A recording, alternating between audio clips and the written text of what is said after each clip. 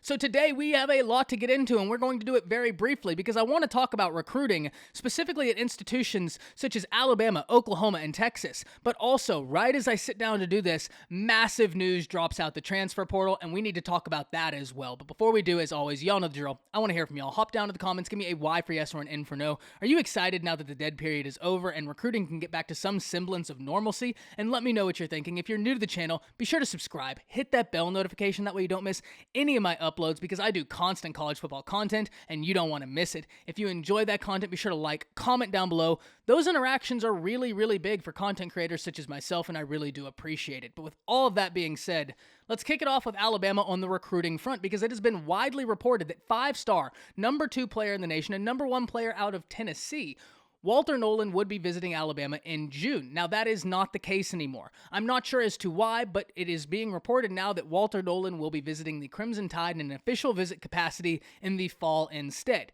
Now, you guys know me. I like to look for the silver lining in things, and especially in a situation like this where I have no reason to believe there's any negative connotation to this move. However, anytime Nick Saban can get the last pitch on a kid, especially a kid of this importance to the Alabama Crimson Tide class, you have to like the odds. Because if we look, Walter Nolan is very important to this class, and if you can compound Walter Nolan with some of the talented prospects that are already in the state of Alabama for the class of 2023, you love what you have going up front. Furthermore, we're going to be keeping an eye on Walter Nolan, not only because he's one of the most talented prospects in the nation, but also because Ty Simpson, the 5-star quarterback, who's already a part of the Alabama 22 class, called his shot at the Elite 11 when he was asked if he was recruiting anybody, and Simpson said that Walter Nolan would be a member of the Crimson Tide. We're going to keep a close eye on this situation. In other Crimson Tide news, we have some transfer indications. Jerez Parks is not listed on the online roster, and he hasn't been for quite some time. But now let's turn our attention to Oklahoma, because Oklahoma also starting off very well.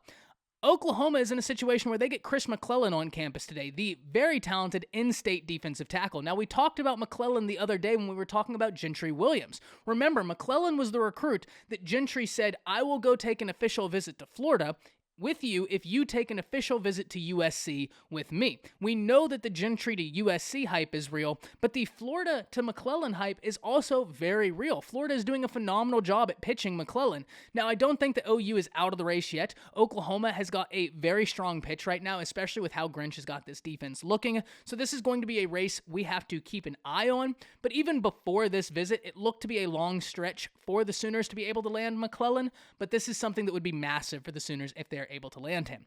New information about Malachi Nelson, though it's pretty much the same information we've had the past 2 times, just repackaged and said a different way on a different date. Now we know for sure that Clemson visit is still up in the air because he talked at the quarterback retreat this past weekend that he doesn't know whether he's going to Clemson or not to visit. And remember, like I said, he has to go to Clemson to get the offer because he has to take a camp at Clemson to be able to get that Clemson offer. Another reason why I said yesterday in that video, Alabama is poised for a massive boom in recruiting because now that June's here, those camps for the Crimson Tide get to open back up. But that is music to your ears if you are a Oklahoma fan, because if he doesn't camp at Clemson, he doesn't have a Clemson offer, and right now it looks like Clemson is the only institution that has even a smudge of hope of getting Malachi Nelson to be anything but a Sooner. Long process there, but looking very, very good.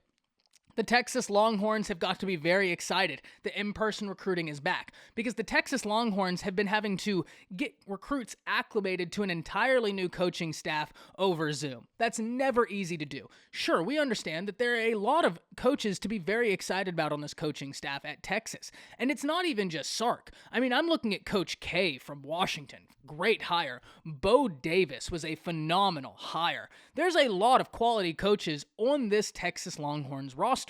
When you compound that with the state of Texas being as low as it is talent-wise, this could be a big, big summer for the Texas Longhorns. Now, the results still have to be shown on the field because an interesting article came out about Denver Harris, one of the nation's best cornerbacks and certainly one of Texas's top targets. And his family was talking about how they love Austin, but they need to see the results on the field because right now they're pitching up against the likes of A&M, LSU, and Alabama. And Alabama has made the first round of the NFL draft their second home.